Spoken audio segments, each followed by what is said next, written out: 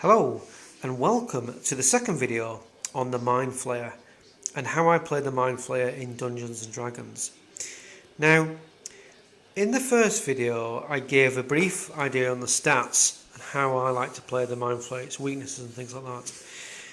Now the Mind Flayer is only going to be encountered deep in the underworld or the underground, however you want to call it, the lowest levels of the dungeons.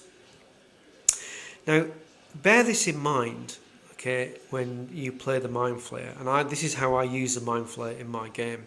So, it's going to keep well away from the sun. Now, I want to explain the main Mind Flayer attack. So, the Mind Flayer has, in my game, one major attack, and I call it the psionic blast or the brain melt. Now it can only employ this attack once per session. And it can employ against an individual or a group. It doesn't really matter. So once this attack is employed, the victim must make a save versus magic. Now if the save is failed, then they will take they will roll a d20 and they will take 1 to 18 knowledge loss, and this is permanent. Okay, if they roll a 19, there's a 50% chance that the Mind Flayer gains full control of their mind, as it were. If the other 50% is 19 knowledge loss.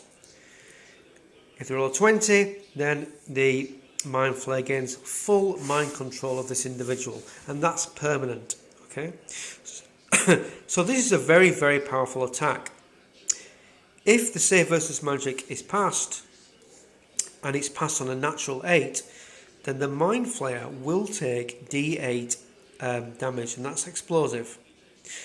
Optionally, all other effects will be cancelled, so you can discount all other effects from other characters. Okay, so that's an optional rule. Okay, however, even if passed, the victim will still take D20 damage, but only on an odd number.